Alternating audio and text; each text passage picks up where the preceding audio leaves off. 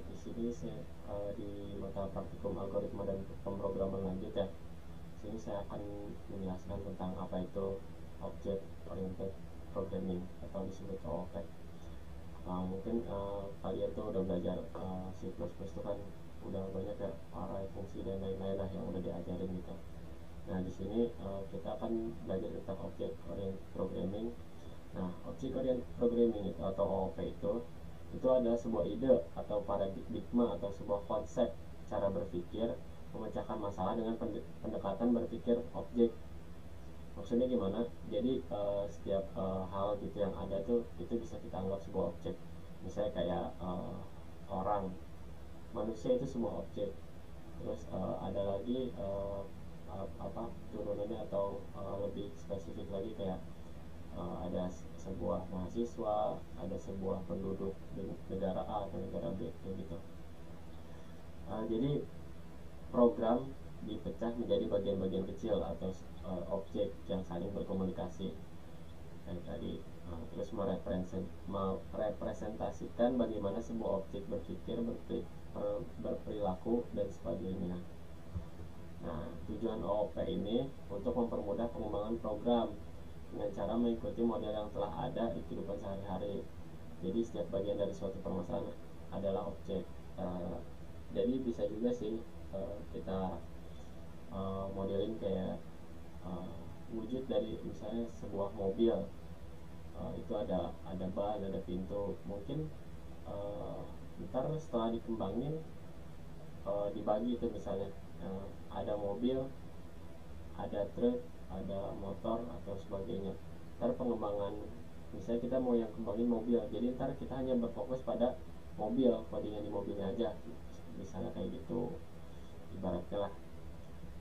Nah terus ada objek oriented itu sendiri merupakan gabungan dari beberapa objek yang lebih kecil. Contoh, nah objek itu pesawat.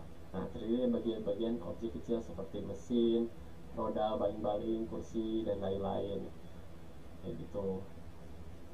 Pesawat sebagai objek yang terbentuk dari objek-objek yang lebih kecil, saling berhubungan, berinteraksi, berkomunikasi, dan saling mengirim pesan kepada objek-objek yang lainnya.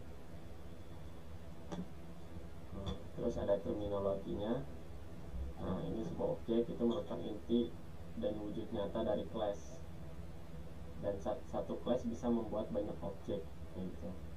Misalnya kelas, ada sebuah kelas mobil.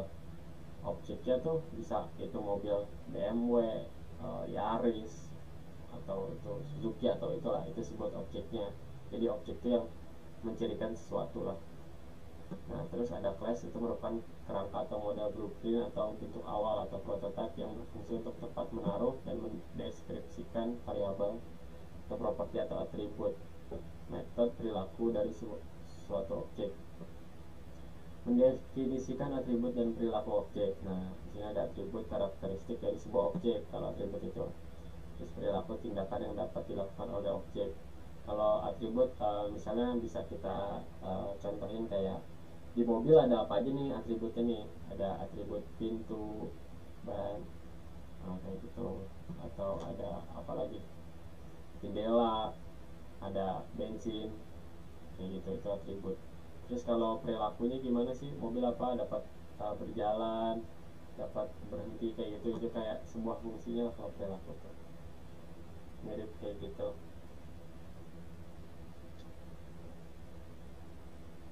Terus metode merupakan tata cara objek tersebut dipergunakan atau manfaat dari suatu objek tersebut. Kayak pensil juga memiliki metode kurung perilaku seperti diruncingkan, digunakan kayak gitu. Jadi perilaku lah. Set konsep OOP atau Object Oriented Programming. Siklus struktur terdiri dari sejumlah komponen yang mempunyai tipe sama. Larik sering disebut juga variabel berindeks, yaitu variabel yang dapat diisi lebih dari satu data dengan tipe data yang sama. Tipe data larik dapat berupa satu larik dimensi, dua dimensi, dan tiga dimensi atau banyak dimensi.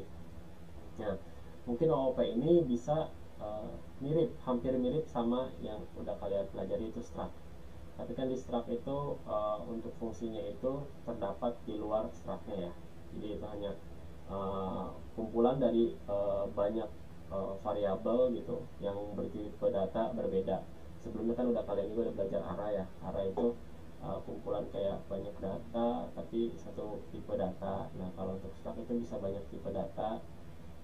Nah kalau untuk OOP ini kita berpikirnya tentang objek. Jadi di dalam objek itu kita bisa banyak tipe data kayak gitu, bisa banyak variabel. Misalnya ada kita ngejelasin tentang sebuah mobil. Misalnya mobil tuh ada sebuah nama, misalnya gunain tipe data char atau string, itu bisa kita nulisin sebuah huruf kan. Nah misalnya char merek mobil. Terus ada lagi misalnya jumlah roda. Kalau jumlah roda kan kita gunain integer juga bisa gitu. Integer jumlah roda atau integer jumlah pintu kayak gitu. Jadi banyak dari komponen data lah. Terus bisa tipe datanya berbeda juga. Nah di dalam OOP juga bisa diadain sebuah fungsi gitu. Jadi kan jadi sesuai fungsinya. Misalnya mau fungsinya itu ngejelasin aja tentang dari si mobilnya, atau fungsinya ngejelasin cara berperilaku mobilnya bisa. Nah untuk penulisan struktur penulisan kelasnya kayak gini. Jadi di sana kelas, terus kita ibaratnya variabel itu atau disebut class name-nya. Saya kelas mahasiswa, kelas mobil, kelas apa. Saya kelas dunia, kelas manusia kayak gitu. Nah di sini ada akses spesifiknya atau yang biasa juga digunain tuh itu private public. Mungkin untuk penjelasan tuh ada private public, ada protected gitu. Untuk sebenarnya kalau untuk pembelajaran OOP itu ntar enaknya di bahasa pemrograman yang emang udah ngususin dari awal itu OOP, yang bisa kayak Java gitu. Ntar mungkin OOP lagi dipelajarin di semester 3 itu di pemrograman berorientasi objek gitu. Nah ini ada akses spesifier merupakan script untuk menentukan jangkauan akses dari member tersebut. Sini kita bisa menggunakan private dan public. Nah ini fungsinya buat apa? Misalnya ntar kalian misalnya digunakan sebuah turunan gitu, di lanjutan semester 3 ada sebuah turunan atau inheritance, itu ntar bisa menggunakan private atau public gitu. Tapi kalau private itu nggak bisa digunain sama turunannya, jadi hanya si yang punyanya aja gitu yang bisa menggunainnya. Nah sedangkan public itu bisa digunain oleh seluruh asal disambungkan kayak gitu. Terus member 1 dan member 2 ini merupakan properties atau metode pada kelas. Jadi di sini ntar bisa diisi misalnya kayak tadi char nama atau char merek mobil. Terus ada misalnya fungsi void untuk info dikeluarin kayak gitu bisa.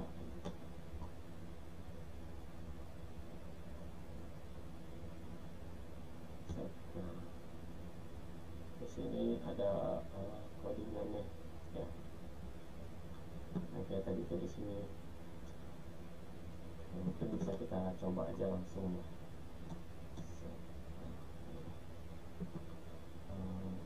Sekarang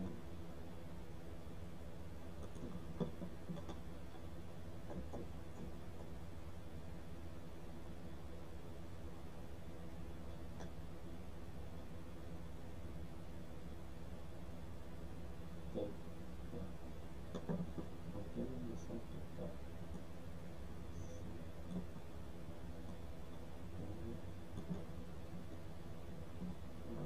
ini kan ada mobil Lamborghini 42 terus warna hitam, jumlah roda 4, jumlah pintu 4, warna silver. Ini untuk mobil BMW terus Lamborghini ya. Kita belajar dulu di codingannya ya. Ada include IOStream, terus jangan lupa juga kalian include conio, sama ada include string.h. Untuk ini tuh untuk biar stringnya lah, biar macam-macam string bisa gitu. Terus jadi untuk string.h ini juga untuk memfasilitasi untuk CPY ini gitu. Ini kayak manipulasi string, ntar itu kalian pelajarin di semester 3 di struktur data. Nah sini jangan lupa juga using namespace std nya. Nah yang tadi ya, kelas baru nama kelasnya, atau ya, atau sering mah disebutnya kayak gini itu kan variabel. Nah cuman kalau untuk kelas itu disebutnya nama kelasnya. Kita mau ngejelasin di sini tentang mobil, kelas mobil. Terus akses spesifiernya itu apa? Ini private, ada roda sama ada pintu. Terus di sini ada public, void, data. Nah di sini ada deklarasi ini ya, apa parameternya lah ya. Jumlah roda, intender, jumlah pintu, sama cara warna mobil. Void info, terus ini untuk apa, ngeluarin infonya ntar. Nah terus kita buat nih penjelasan di dalam si fungsi data ini, kita mau ada apa aja dengan parameter ini nih, kita mau jelasin apa aja. Nah setelah ada parameter ini, kita mau masukin berarti sebuah roda, kita gunain variabel roda itu sama dengan jumlah roda. Ntar pintu itu sama dengan jumlah pintu. Nah strcp itu ntar ke copy itu warna, warna mobil. Jadi si warna mobil ini ntar di copy ke variabel warna. Jadi asal dia warna mobil ini yang dimasukin tadi copy ke variabel warna. Nah terus untuk ini, untuk ngeluarinnya nih, void mobil, tipe datanya itu void, jadi hanya bisa dikeluarin ya, nggak bisa ada pemberian nilai balik gitu. Terus info si out jumlah roda. Nah kita panggil tadi yang ini ya, karena si jumlah roda ini udah disamain sama variabel roda. Jadi keluarin roda, jumlah pintu itu sama dengan pintu, warna itu sama dengan warna mobilnya. Terus kita di fungsi utamanya untuk mendeklarasikan objek, kita panggil nama kelasnya, habis itu objeknya ya, kita panggil nama kelasnya terus objeknya. Nah jadi sini ada kelasnya, kelas mobil, objeknya itu Lamborghini. Terus kita mau keluar ini si out mobil Lamborghini, ini untuk keterangan aja biasa ya di atas ini. Nah terus kita untuk memanggil fungsi data nih, tiba-tiba kayak kita mau input ini langsung lah, Lamborghini dot data. Jadi kan di sini udah Lamborghini itu udah diketahui gitu, udah dideklarasiin itu merupakan objek dari sebuah mobil. Nah di objek sebuah mobil itu tadi kan udah kita deklarasiin juga, itu ada sebuah fungsi data dan info kayak gitu. Jadi kita tulis objeknya baru sebuah fungsinya, dot sebuah fungsi. Jadi objek dot sebuah fungsinya. Nah Lamborghini dot data, karena ini fungsi dari data tadi kan. Nah terus di dalamnya tuh ada 4, 2 sama hitam, itu apa? Kan di sininya nih ada yang int jumlah roda ya, int jumlah roda, terus ada int jumlah pintu sama cara warna mobil. Nah itu tuh parameternya. Jadi 4 itu merujuk ke jumlah roda, terus koma yang kedua itu, yang angka 2 itu jumlah pintunya, yang koma itu hitam itu menunjukkan warna mobilnya. Nah setelah kita menginputkan itu, setelah diketahui Lamborghini itu mempunyai 4 jumlah roda, 2 pintu dan berwarna hitam, kita keluarkan nih di Lamborghini.info. Jadi si objek itu manggil fungsi info yang tadi di sini. Jadi dia manggil ke sini, terus si info nih ngelihat lagi nih ke bawah nih, ini tuh di dalam fungsi ini tuh ada apa aja. Nah dalam fungsi ini tuh kita ngeluarin jumlah roda, jumlah pintu dan jumlah warna kayak gitu. Nah mungkin ke bawah juga sama tuh, di sini ada enter biasa, terus ngejelasin lagi, terus masukin lagi data, terus info gitu. Terus ya sih paling gitu tuh kalau untuk OOP. Jadi kita dasarnya itu tentang berpikir tentang mengklasifikasikan sesuatu itu ke dalam objek gitu.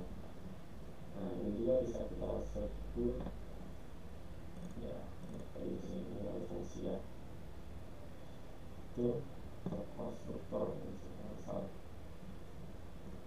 Mungkin dari saya sih segitu aja kayaknya, soalnya nggak ada lagi kan terakhir di codingan ini. Mungkin segitu aja yang bisa saya sampaikan. Mohon maaf apabila ada salah kata. Wassalamualaikum warahmatullahi wabarakatuh.